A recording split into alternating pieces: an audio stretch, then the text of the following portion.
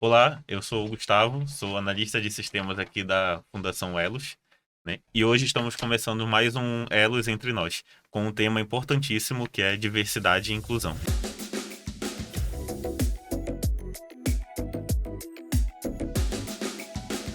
Queria agradecer a presença de todos vocês aqui e falar um pouco sobre vocês, né?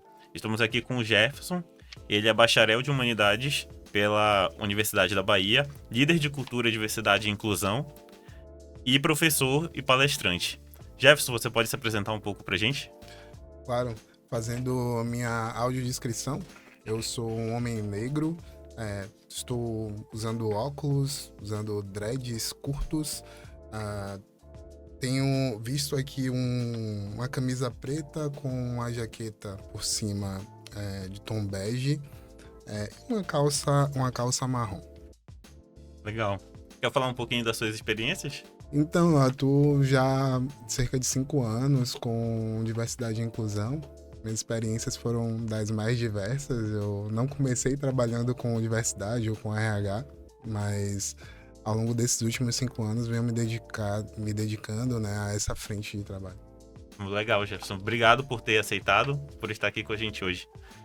Temos também aqui a Cris, né, que faz parte do nosso time de gente e gestão da Elos. A Cris é formada em administração pela Universidade UDESC. Cris, você pode se apresentar pra gente, por favor? Sim, obrigada pelo convite.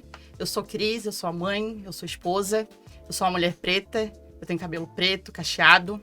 Hoje eu sou analista de gente e gestão na Fundação Elos. Estou vestindo uma camiseta amarela, uma calça vermelha e uso óculos. Muito obrigado, Cris, por ter aceitado o nosso convite. A gente tem também aqui a Marcinha, que ela faz parte do nosso time da Elos como promotora de cultura. Já está há 20 anos no nosso quadro da Elos. E, Marcinha, é um prazer ter você aqui. Você pode se apresentar, por gentileza? Obrigado, boa tarde, agradeço pelo convite. Eu sou Márcia Regina Silva Machado, tenho 52 anos, sou casada, tenho 2 filhos, tenho um neto e estou usando uma blusa de várias cores, um colar preto, uma unha maravilhosa, bem colorida. Estou de calça rosa. Obrigado pelo convite. Eu que agradeço, Marcinha. Obrigado mesmo. Antes de começar o nosso bate-papo, eu trouxe aqui alguns dados levantados com o nosso cenário atual do Brasil, né? Hoje, diversidade e inclusão tem se tornado pauta em várias empresas e esperamos que continue assim. 51% da população brasileira são mulheres e 56% são pessoas pretas e pardas, né? Sem citar as pessoas indígenas, imigrantes e refugiados que temos hoje no Brasil. Além de uma em cada 4 pessoas tem algum tipo de deficiência. Em relação às pessoas LGBTQIAPN+, embora não seja possível a gente trazer um dado exato, sabemos que elas fazem parte do nosso cotidiano, do nosso Brasil. Ainda assim, todos esses grupos são minorias quando falamos sobre educação, cultura, política, trabalho formal e sem falar do nosso ramo que é o investimento, né? Especialmente ocupando posições de liderança, né? Hoje somos um número bem pequeno em cargos de liderança. E já começando com o nosso convidado Jefferson. Jefferson, por que você acha que existem essas diferenças de oportunidades? Bom, tá bastante relacionado ao próprio contexto, né, social, econômico e cultural. Então, eu costumo dizer que está muito pautado nos preconceitos e que, assim como o professor Silvio Almeida fala, né, que o racismo ele é estrutural, mas os preconceitos de maneira geral também são, né? E isso obviamente interfere em como a gente lida com essa grande diversidade que a gente tem no nosso país, né? Mas não somente restrito às linhas aqui do território nacional, né? Isso acontece também em outros países, é algo que faz parte de fato da construção social, né? Do modelo de sociedade estabelecido olhando para todo mundo. E você acha que isso tem a ver com os vieses inconscientes? Sim, sim, com certeza. Quando a gente pensa nos vieses inconscientes, inclusive, os vieses eles representam, né, essas crenças que a gente forma ao longo das nossas experiências de vida. Então, eu costumo dizer que os viés, eles são a lente com a qual a gente enxerga o mundo, né? E até como uma forma da gente entender um pouco de viés inconscientes, eu vou fazer só um pequeno exercício de imagem com vocês. Se eu pedisse para vocês imaginarem um homem sul-africano, bilionário, qual que seria a imagem inicial que viria à cabeça de vocês? Sinceramente, eu não consigo pensar. Não veio ninguém assim na mente. Por um Quando a momento gente- até pensei em um shake, assim, mas um shake africano, não. Não. Mas quando a gente pensa assim, quando a gente traz a questão do sul-africano, né? Muitas vezes, pelo fato, né, de estar dentro do continente africano, a gente já associa inicialmente a um homem preto, por exemplo. E nesse contexto a gente poderia facilmente determinar ali que é o Elon Musk, e ele é um sul-africano. Então, muitas vezes o que a gente ouve, né, ou melhor, a gente ouve determinadas características sem citar, de fato, né, como uma descrição a nível de estereótipo ali da pessoa, de como ela é, de fato.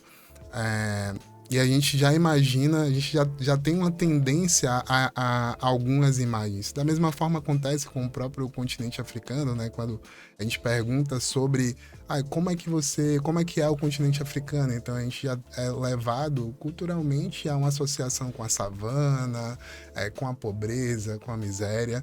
E o continente em si, né? Formado por uma série de países, inclusive, ele tem realidades muito parecidas com o que a gente tem a nível de Brasil, a nível dos Estados Unidos ou qualquer outro país, né? A desigualdade lá existe também, mas não se restringe a isso. Então, são pontos que ajudam a gente a entender um pouco melhor como é que funciona esses vieses, porque eles, de fato, trazem pra gente uma tendência de pensamento, né? Uma forma mais rápida de pensar, de trazer algum nível de resposta. E os vieses, eles não são negativos, né? Se a gente for olhar num contexto real, eles são necessários. Eles foram também muito necessários quando a gente olha lá o tempo das cavernas, por exemplo, em que a gente não tinha muito tempo para pensar se era um predador ou se não era, né? Então eu vi um tigre dente de sabre e achei que era fofinho. Não posso imaginar. Então, a gente tinha isso como um mecanismo para trazer respostas rápidas. Dentro do nosso contexto mais atual de sociedade, isso muda, né? Porque o que a gente tem como ameaça ou como algo que, de fato, exige esse julgamento mudou bastante. A gente tem uma estrutura social e uma estrutura física também muito diferente, recursos muito diferentes. Então, isso dentro da nossa sociedade, muitas vezes promove a percepção em relação a determinados grupos. Esses vieses, né, acabam gerando percepção em relação a determinados grupos, muitas vezes estigmatizantes. Então, hoje, como um fato, né, que a gente pode trazer de referência é pensar pessoas pretas como pessoas que são mais agressivas, mais raivosas, mais propensas à violência. Isso é algo que culturalmente é passado e é um viés que existe socialmente. E isso, obviamente, também, assim como outros estereótipos associados não só a pessoas negras, mas também a pessoas com deficiência, a mulheres, isso interfere na nossa decisão, e talvez esse seja um dos motivos e reflexos do nosso ambiente corporativo hoje não ser ainda mais diverso. Legal. Isso que você falou a respeito dos sul-africanos, né? Nunca que passaria pela minha cabeça que o Elon Musk ele é um sul-africano, né? A gente tá tão acostumado a pensar que a África como um todo é um lugar pobre, né? E que só tem fartura em outros países, né? Isso já tá enraizado, né? A gente como sociedade. E tomando um gancho aqui na resposta do Jefferson, Marcinha, você como uma mulher negra, você sente que a maneira que você foi tratada nas suas primeiras experiências de trabalho mudou em comparação a hoje? Sim, com certeza, e mudou muito. Eu trabalhei 7 anos com criança. Eu não tinha nenhuma formação, mas no momento era o serviço que me apareceu e eu fui de cabeça, né?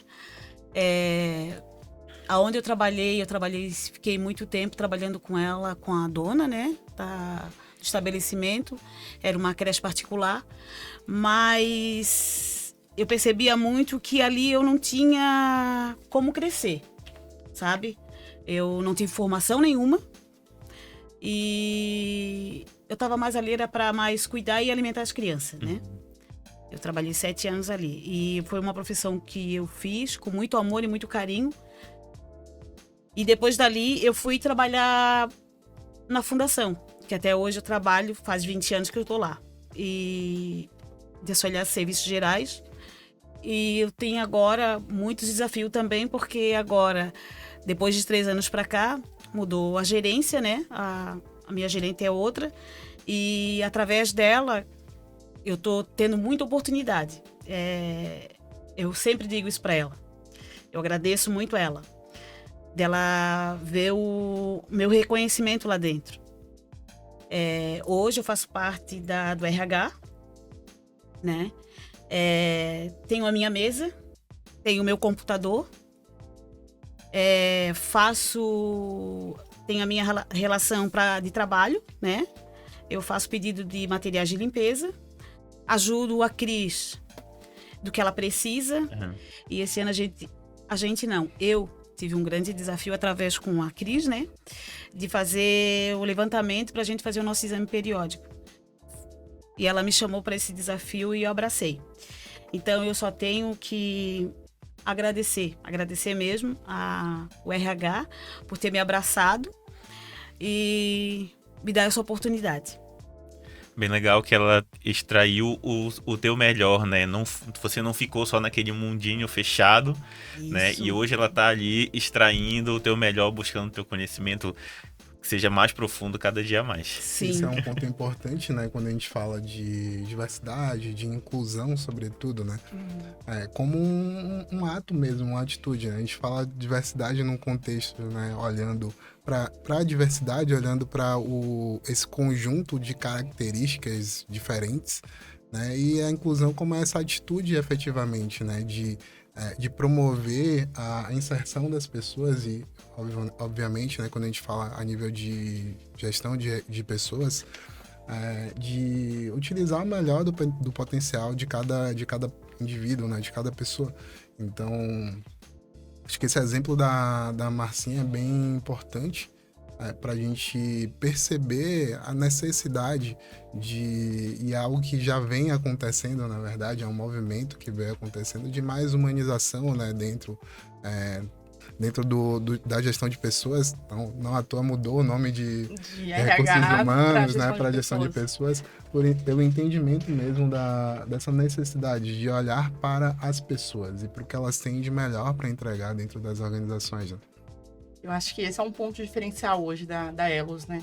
Eu já trabalhei em outras organizações que eu não via auxiliar de serviços gerais dentro de uma sala de um diretor, uma sala de uma liderança. E hoje na Elos a gente vê a Marcinha, a gente vê uma outra colaboradora que a gente tem lá como terceira, também compartilhando o dia a dia, conversando. Então a gente tem um ambiente seguro na Elos hoje que a gente possa ter essa diversidade, essa inclusão. E baseado na experiência de vocês, como foi esse processo de integração de minorias dentro das empresas? Então, acho que ele se tornou mais fluido, né, ao longo do tempo. Como eu acredito que a própria mudança de percepção, né, essa mudança do RH para a gestão de pessoas trouxe uma visão melhor sobre as pessoas, sobre as competências, né, e sobre o desafio que a própria organização tem, porque não necessariamente está vinculado especificamente a uma formação, por exemplo. A minha graduação é uma graduação que é interdisciplinar, né, por assim dizer, mas mesmo com uma formação interdisciplinar, eu pude atuar ali a nível de financeiro e para outras experiências profissionais. E hoje estar no RH sem necessariamente ter ali aquela formação, mas pelo fato de ter as competências, né, o conhecimento, as habilidades, as atitudes necessárias para ocupar aquele espaço. E eu digo isso porque esse é um fator importante quando a gente vai pensar a inclusão, né, das pessoas e essa integração também no ambiente corporativo, né? Quando a gente limita o fator a critérios de vaga ali, especificamente, né, a esses requisitos, muitas vezes a gente perde profissionais que têm essas competências, que têm as competências necessárias para ocupar aquele cargo, mesmo sem cumprir 100% dos requisitos que existem em vaga. Então é bem importante ter esse olhar atento também. Eu acho que ao longo do tempo essa integração ela foi se tornando mais fluida, mas a gente ainda tem uma necessidade, olhando inclusive para esses dados que você trouxe no início, né, uma necessidade de ampliar essa visão a respeito da diversidade no contexto organizacional.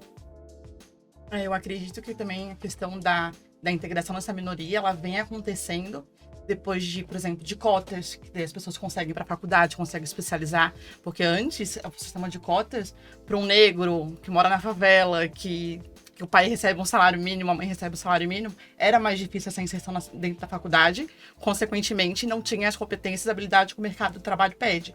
Então hoje, com essa já ação de cotas, acredito que abriu as portas para essa minoria estar ingressando dentro do mercado do trabalho. Eu sou um exemplo, eu fiz por cotas, eu fiz a minha faculdade por cotas. Nós somos. Nós somos.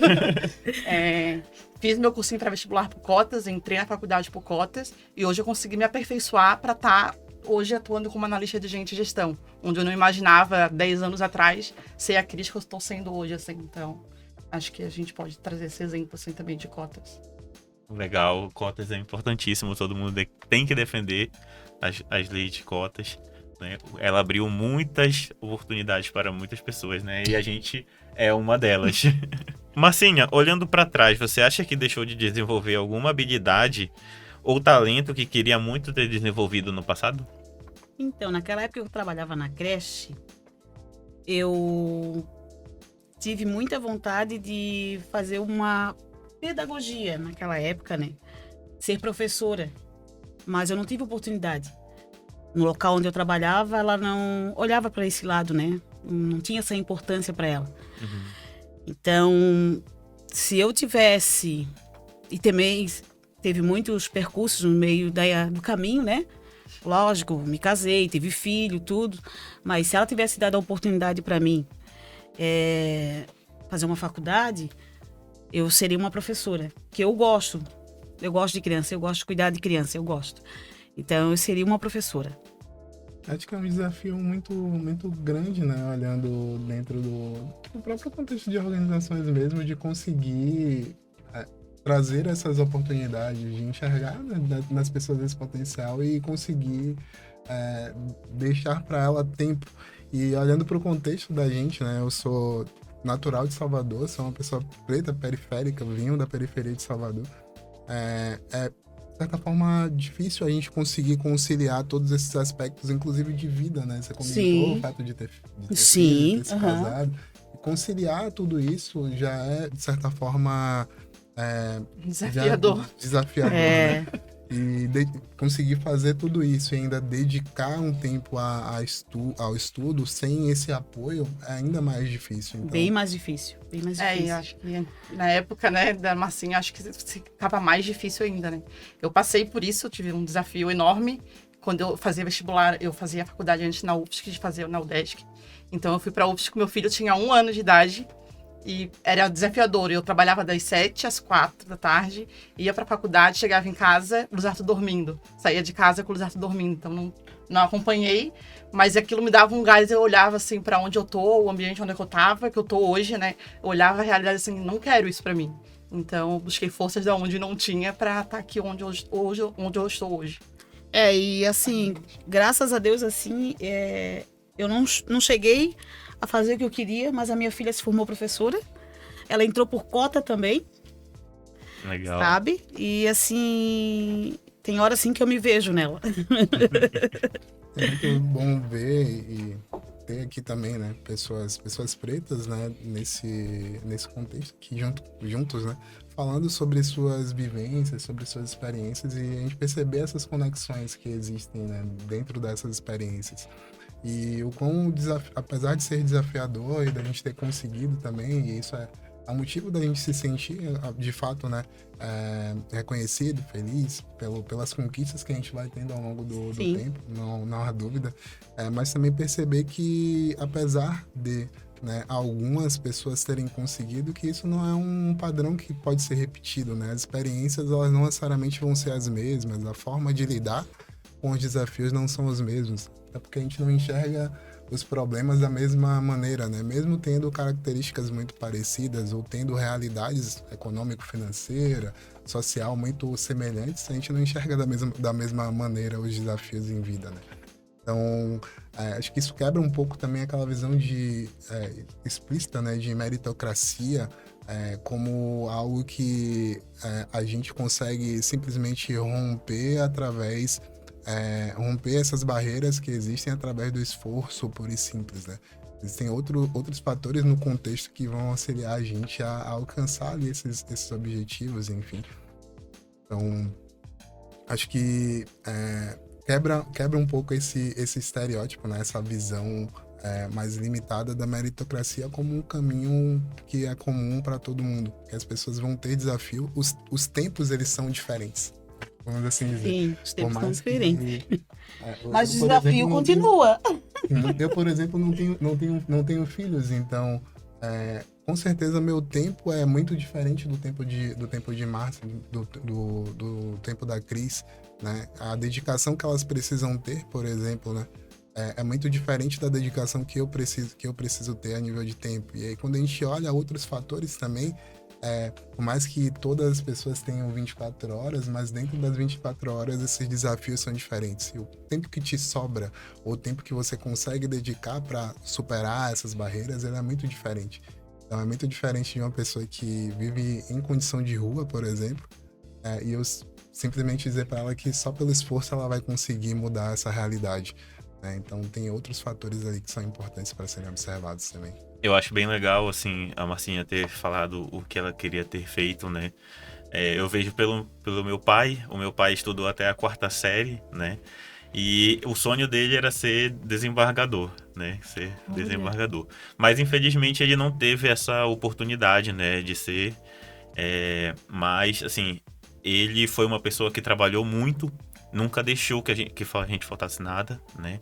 E ele trabalhava informal, ele era motorista de van, mas como é que eu vou explicar pra vocês? Ele não era um motorista de van, tipo, de escola. Ele era um motorista de van, por exemplo, como tem na cidade de São Paulo, Rio de Janeiro, que são clandestinos, né? Uhum. No caso, ele faz transporte como se fosse ônibus, mas é clandestino. Então, ele trabalhava das 5 da manhã às 9 da noite para sustentar várias bocas, e nós, assim, por mais que a gente morava na periferia, eu e meus irmãos tivemos a oportunidade de ter um ensino superior graças ao esforço dele, que não deixou que a gente trabalhasse, né? A gente até queria trabalhar para complementar a renda, mas ele não o deixava. Então, assim, eu sei que eu tive esse privilégio, mas infelizmente muitas pessoas não tiveram.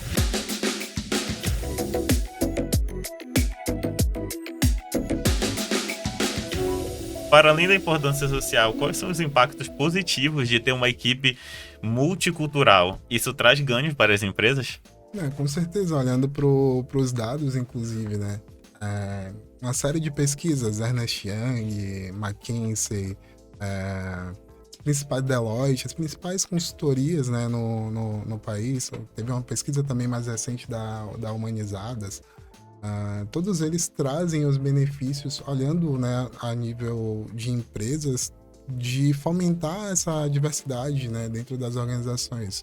Esse ganho vai além dos benefícios sociais, né, olhando para a nossa sociedade, mas dentro das organizações de melhoria, no sentido de criatividade, inovação, nos próprios resultados financeiros. Então, tem pesquisas que sinalizam que há um aumento, né, há um rendimento de até 35% mais quando as empresas têm um nível elevado, né, de diversidade no contexto, olhando para a questão racial, por exemplo, para a questão de gênero também. Então, são pontos que são relevantes para a organização conseguir aumentar seus rendimentos, porque objetivamente, né, com pessoas mais diversas, e as empresas elas atendem a um público que é diverso, um público que tem sido inclusive mais exigente no sentido de perceber essa diversidade nas organizações, de perceber o impacto real que as organizações deixam para a sociedade. Então, ter uma equipe multicultural faz com que a gente consiga observar essas diferentes nuances, né? E que a gente consiga também inserir isso na forma como a gente vende, nos produtos, né? No resultado dos produtos que a gente entrega ali para os clientes. Acho que ter uma equipe diversa faz com que você tenha um olhar também para o mercado mais atento a essa diversidade que existe fora. Para os stakeholders, né? Olhando não só para cliente, mas também para as partes relacionadas, para a nossa cadeia de suprimentos, para os nossos fornecedores. Então, os benefícios eles estão muito para a organização, muito nessa linha, né? Na linha econômico-financeira, e é o que a gente, enquanto profissionais de diversidade, sejam como consultores, palestrantes, enfim, a gente busca reforçar muito. Porque as empresas elas existem com esse objetivo, né, de gerar lucro, de trazer um melhor rendimento, né, para seus acionistas, mas também de deixar o seu legado para o mundo. Né? Acho que o sonho de toda empresa é que ela se torne perene, né, e ela se torna perene através das pessoas. E tendo pessoas diversas, a gente consegue ter esse olhar mais amplo para a sociedade e entregar para a sociedade o que de fato ela precisa. E eu acho muito legal, né, Cris, que na Elos a gente tem uma pluralidade, né? Poderia falar uma diversidade. Isso, uma diversidade. A gente tem essa diversidade na Elos. Falando da questão de raça, a gente tem também da questão cultural de de várias pessoas dos lugares do Brasil. Por exemplo, né? do Pará. Eu, por exemplo, do Pará. Né? Então a gente tem essa diversidade muito grande, né? De liderança também, que a gente comentou muito aqui, né? As mulheres hoje não estão no nível de liderança, então na Elos a gente hoje tem liderança 50% feminina, 50% masculina. A gente, como o Gustavo falou, a gente tem um time diverso também de pessoas pretas, pardas. O time onde a gente atua, a Marcinha, o nosso time hoje é 60% do time, ele é composto de pessoas pretas ou pardas. A gente tem diversidade de idade também, a gente tem pessoas ali de 21 e de 60 anos. Então, a gente tem um ambiente bem diverso. E um ambiente seguro também, falo. Acho que a Elos é um ambiente seguro para a gente falar sobre diversidade. Porque não adianta a empresa querer ser diversa e o ambiente que a gente está inserido não seja seguro. Porque não adianta trazer pessoas diferentes no ambiente onde ela vai se sentir, eu aqui também sou diferente. Então, acho que a gente tem que criar um ambiente seguro para trazer essa diversidade para dentro das empresas.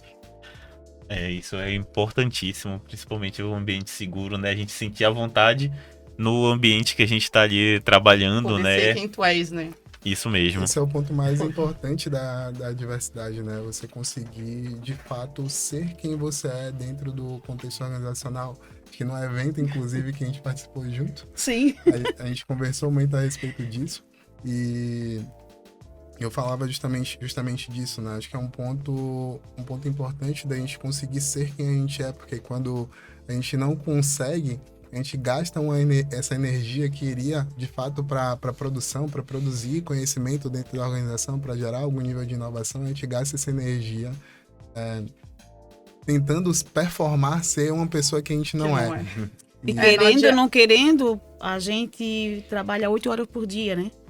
Imagina tu ficar num ambiente de trabalho não sendo você mesmo. É a nossa casa, né? É a nossa casa. É a nossa casa. Exatamente. A gente não pode vestir uma máscara, agora eu vou entrar na Elos e vou ser uma Cris que eu sou diferente. Não, eu tenho que entrar na Elos, eu tenho que ser a Cris que eu sempre sou, a Cris que gosta de carnaval, a Cris que gosta de samba, e a Cris que não esconde isso. E não é julgada, poder falar e não ser julgada dentro do ambiente de trabalho, eu acho que isso é muito valioso hoje. Eu vi uma entrevista, inclusive, de um CEO, né, que ele pôde, depois de alcançar o cargo de CEO, ele pôde revelar, né, para a organização, sinalizar que ele mantinha um relacionamento homoafetivo há muitos anos. Então, desde sempre ele manteve esse relacionamento e só depois de ele conseguir alcançar o cargo máximo dentro da organização, ele pôde dizer ser de fato quem ele é, né? Demonstrar ser de fato quem ele é. E o cargo de CEO é né, dentro da organização. é muito difícil esperar que todas as pessoas alcancem um patamar extremamente elevado dentro da organização para ser quem elas são. E o quão libertador também deve ter sido, né? Tanto para ele quanto para outras pessoas que fazem parte da organização, ter essa percepção e poder ter a noção de que, olha, então talvez daqui para frente eu possa de fato ser quem eu sou, né? E demonstrar isso, e isso não vai ser visto de uma forma, né, enviesada, né? Não vai ser visto de uma forma negativa. Isso não vai influenciar na minha permanência aqui na organização, ou meu acesso a oportunidades. Gente, eu queria agradecer mais uma vez, né, por vocês estarem aqui com a gente, né, e anunciar que estamos chegando ao fim de mais um Elos Entre Nós, né? Mas eu queria, antes de finalizar, que vocês deixassem uma mensagem do fundo do coração de vocês para a sociedade. Eu queria deixar minha mensagem que nunca desista dos seus sonhos. E não deixe nenhuma pessoa influenciar nas suas decisões. Legal, Marcinha. Tem uma frase, eu sou muito ruim com nomes, salvo engano, é da Samantha Almeida. Salvo engano. Me perdoem se eu errar o nome da pessoa, tá? Mas que fala o seguinte, que seremos a última geração de primeiros, e é importante a gente ver, inclusive nesse sentido, né, experiências aqui muito diferentes, experiência como a da Marcinha, comentando aqui sobre a filha dela, talvez tenha sido de sua família uma das primeiras pessoas que entrou na universidade. No meu caso, não foi eu, mas tem pessoas da minha família que foram talvez as primeiras a entrar na universidade. Não foram meus pais, por exemplo. Meu irmão entrou antes de mim, talvez eu tenha sido o primeiro, na verdade eu fui o primeiro da minha família ali, do meu núcleo, olhando para pai, mãe, filhos, né, a entrar na Universidade Federal, acessar uma Universidade Federal. Então, a gente tem percebido esse crescimento, né, sobretudo, de pessoas pretas, pardas, acessando os espaços, acessando esses lugares.